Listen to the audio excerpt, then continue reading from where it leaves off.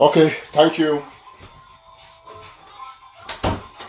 Thank you so much. I want to be very brief on this live show because, you know, um, we are thankful to everybody who is joining at this time, because of a lot of the crucial things that are happening on the ground. We have to keep our heads very high and concentrate on the goal. And in 5 minutes, I'm going to say something, and we are happy anyway that every day God gives us an opportunity to live another life, to live another day, and for us all to understand the dynamics of revolution. I want to talk about a few things about the attack on my private property, about 11 February, about the speech of President Pobia of the colonial Republic du Cameroon, and of course you all heard the speech of our acting interim president, and all of those things joined together in this show. And just to let you know that we have not relented, I have learned today, and I learned with a lot of laughter and to get the frustration of the Cameroon military that are so weak, are so battered. I mean, there is no military in the world that attacks civilian, that burns down houses of individuals. And to think that you go and burn the house of an activist who is abroad because you hope in the intention that you would make me weak or try to inflict pain on me, and you will make me, probably it will be like a deterrence for me not to continue the activism. And Ambazonians who want to understand something, I think that the problem that we have is ourselves, us Ambazonians. 4 or 5 days ago, one friend who visited my former apartment here in the USA, he came with another friend, and he just came from Cameroon, from Yaoundé, and actually out of although I kept my distance, but out of a lot of technicalities, because I'm going to make some declarations after this, and I want everybody who is my follower to understand this, because I'm taking some measures, and based on that, because I have now come to the conclusion that I can't trust anybody anymore because of what has happened. A friend came, I know he's listening, and a few days ago, like 4 or 5 days ago, so he called me. He was trying to find information, and in the process, he was trying to talk about my house in Mamfe, and then he told me that he heard that I have a house in Mamfe, and that why is that house has not been burned down and stuff like that. Given what I do, I said, okay, that's because that house is this, is that. So there are some nitty-gritties I cannot explain. That I explained to him. And so he probably got the idea that he could tell the military that I have a house in this place. And it is shocking to me that, and I don't want to think it's a coincidence, but I know the military was so badly wounded, beaten, and killed in Osing today, because they killed like 10 soldiers in Osing and wounded a whole lot. Some are in the hospital. And so as I speak with you, they have been burning Osing, part of the junction. You get some pictures soon that have burned down Osing. And the military burned Bisongabang just a few days ago. And so they have moved to the private property of activists. And I know that this friend gave them information based on the discussion that we had. And to me, I'm not bothered, because I'm going to say this, and I'll repeat this in the next live show. That my main account has been blocked, and this account we have not used it for a long time. And we know that a lot of people are also probably sleeping on ground zero. But I want to pass this message very clearly, that there are strict instructions for 11 February. And nothing is going to change our resolve. There are strict instructions on the 11th of February. And I want everybody who is watching from Manu, where I come from Mamfe Central particularly, I want this message to go to them, that if you are seen outside on the 11th of February, we will bless you. You understand? We'll bless you and pray for you for the very last time. So I want you to be aware that if you are seen on the 11th of February outside in Manu particularly, you'll be blessed. You'll be blessed in a special way. And we will pray for God to really bless you. So tomorrow, 11th February, is supposed to be the highest lockdown in southern Cameroon. And that fact should be made very clearly to all and sundry. And so we understand exactly what is going on. So you have heard what President Paul Biya has said, an empty speech talking about jobs that they have provided, jobs that don't exist, when Cameroon is facing the highest rate of unemployment ever since the beginning of the century. And you heard what the acting president said. I am going to make very serious reactions to the APNC this coming week and to what Dr. Sako said and to some other things that are flying on social media. I want people to stay resolved, to stay committed, because we have already beaten the military and that's why they are behaving this way. Now, I want to be very brief. I have had calls and confirmation from Mamfe where I happen to have had an apartment complex, 4 apartments self-contained there in Mamfe. Of course, that residence was bought sometime like 2 or so more years ago before I came to the US, when I was running my business in Mamfe National Telegraph. And so we acquired that property with my wife, so we actually named it after our newspaper, National Telegraph Apartment Complexes. And so it's a 4 apartment complex, self-contained, everything, tiles. But we decided, because of this movement, because I was so engaged in this, I said that we're not going to put any tenants there, because I'll be risking people who will be renting that apartment, since the soldiers knew. But anyway, there were some cover-ups about that. So today, I've got news that they have burnt it down. I don't know the extent to which they have done that. I want to tell the soldiers one thing. Please, let them go back and burn it more. Because this is what's going to happen. Now, the soldiers, we are not targeting homes of soldiers before. Neither are we targeting homes of people who are working with the government. We're targeting government structures that are aiding, that are moving as command and control and command centers. And we've been making sure that we flatten them, because they are in line with genocidal activities. And so we have not bothered too much about whatever the soldiers have been doing. We've been bothering about defending ourselves. We have been key to some particular aspects. No, somebody's trying to say here that it's some other person who burnt it. No, it's not that person who burnt it. We have proof and clear evidences that soldiers did. They came in a white hillocks, like eyewitnesses who were inside observing. 8 of them, they drove, came down, and then set fire on my residence, and then they burned it and stuff like that. Well, unfortunately for the soldiers is that residence in Mamfe is the list of my properties. We, at National Telegraph, we have a lot of properties in Limbe, in Boya, in Bamenda, and other parts of southern Cameroon, bought from our hard-earned money. And so they have just burned one, and they have to go to Boya, to Bamenda, to Kumba, and some other parts to check out the other properties and try to burn them. But I want to assure them one thing. I want all of you to be witnesses to this live show today. From the governor, Kalabelai, to the SGO, Umde, to all the soldiers, I know all of them who went to that property. They will hear from me. They'll hear from me, and I want them to be rest assured. It's an open letter.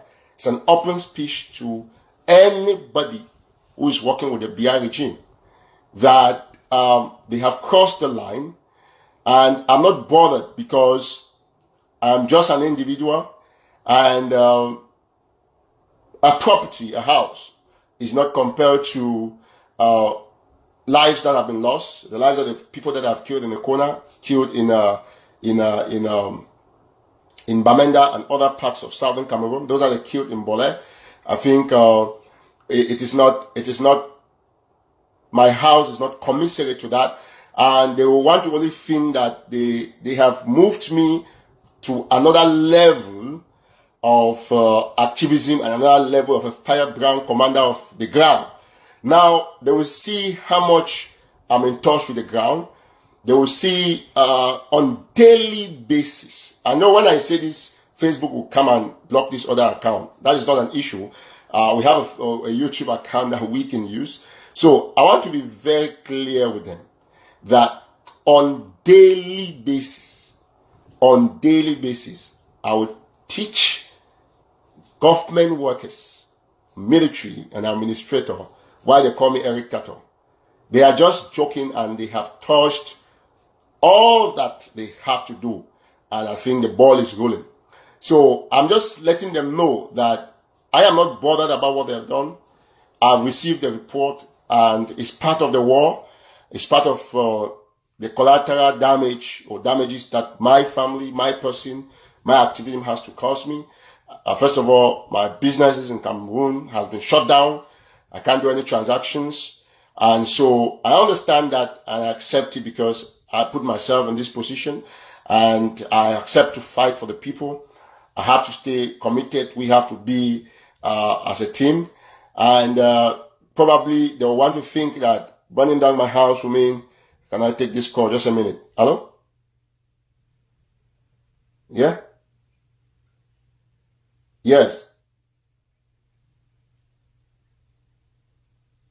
You want to say something? I'm live now.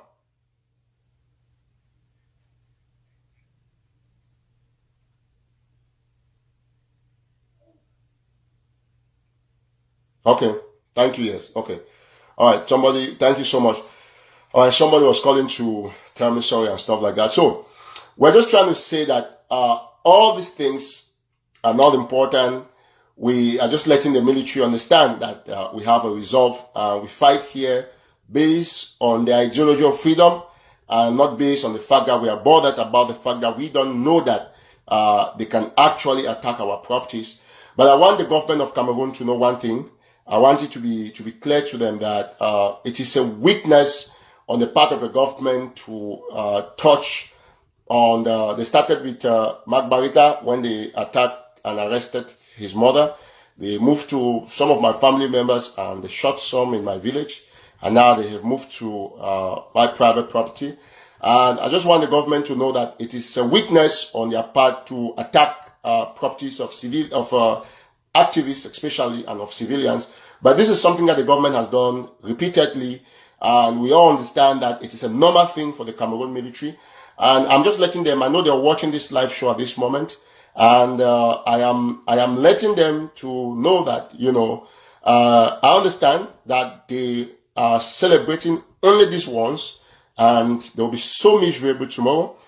And for the soldiers that have gone there, I want to assure the 8 of them that they have less than 2 days to leave because, the house is well taken care of, if you understand what I mean. So we will see what is going to happen in the next couple of days to those soldiers. You will hear the news and they will understand why they call me Eric Tataw. That said, that's not to say that I've done anything diabolic and all. I am just letting them know that I know them in person and I know how they've gone there and whatever happened. So, ladies and gentlemen, when you see those pictures on social media anytime soon, do not bother about calling me.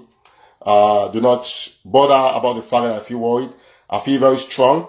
And I am concerned about one of our brothers who came to my residence and who gave the information to the military. He lives just around. He doesn't live too far.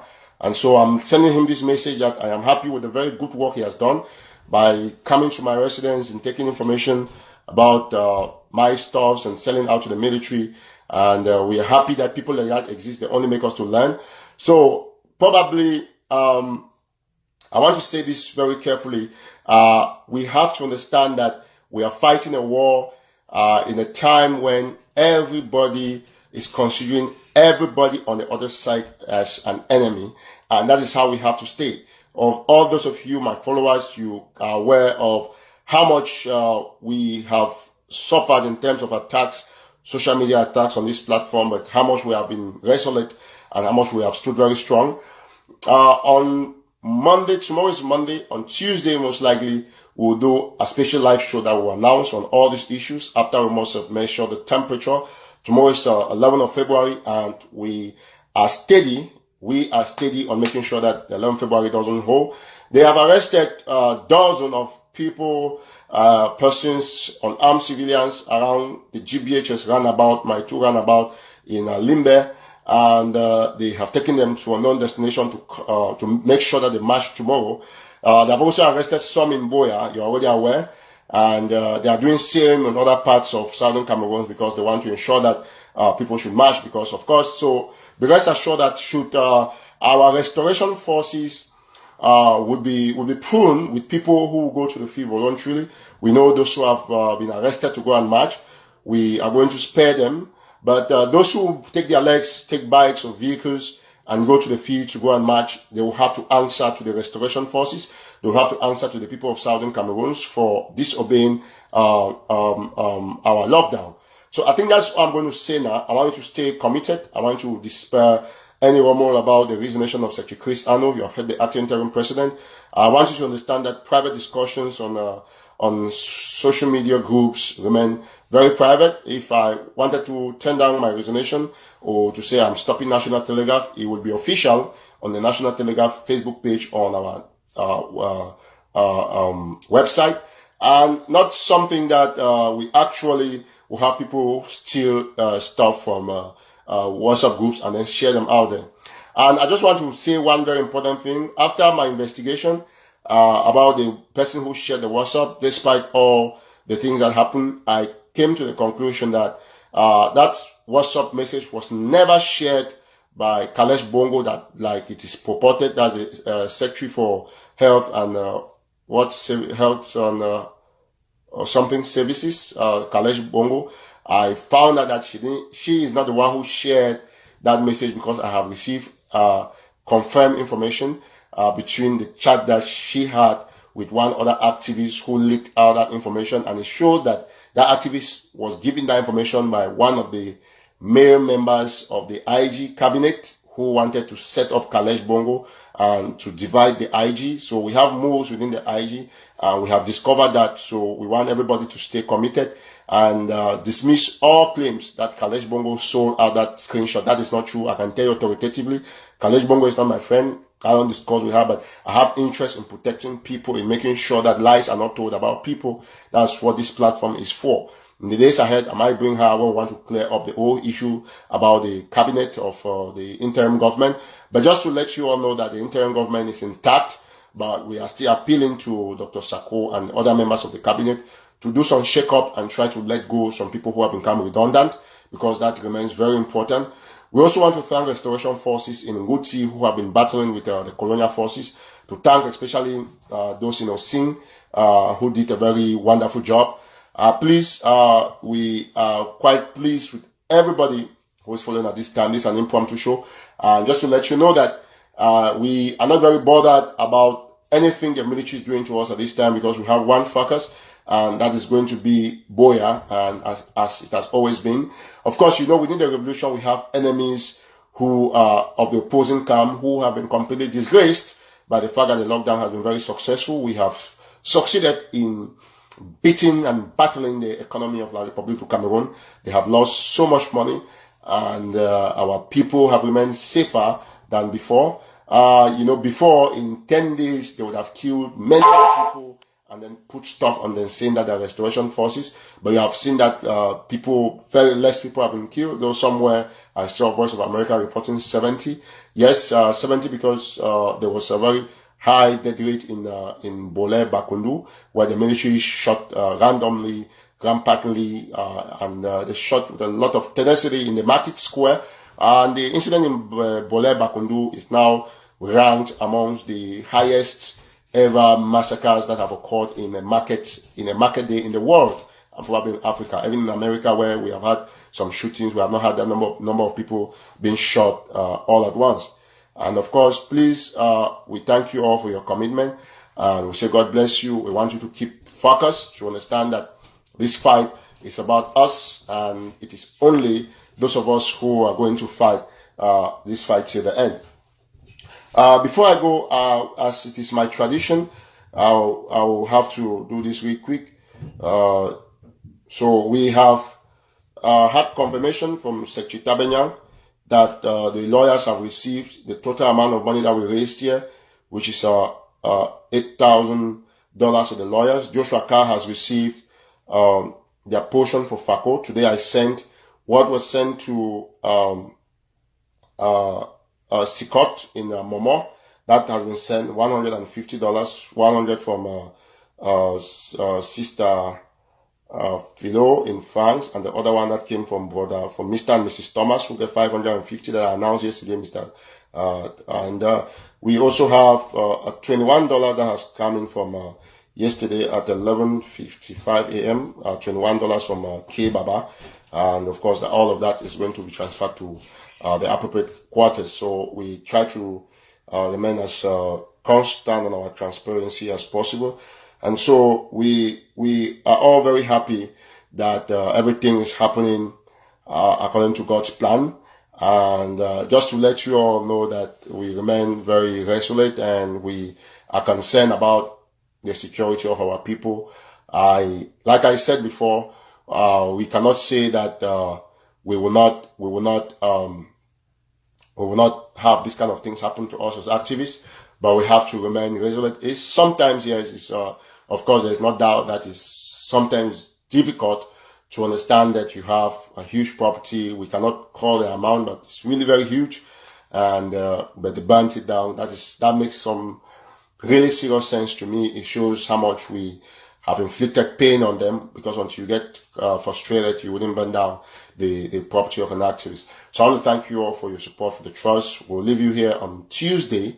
We'll be back with a special live show, and I'm sure by then you must have had a full understanding of everything that is happening. I also want to thank my family for the support and for everything that they do.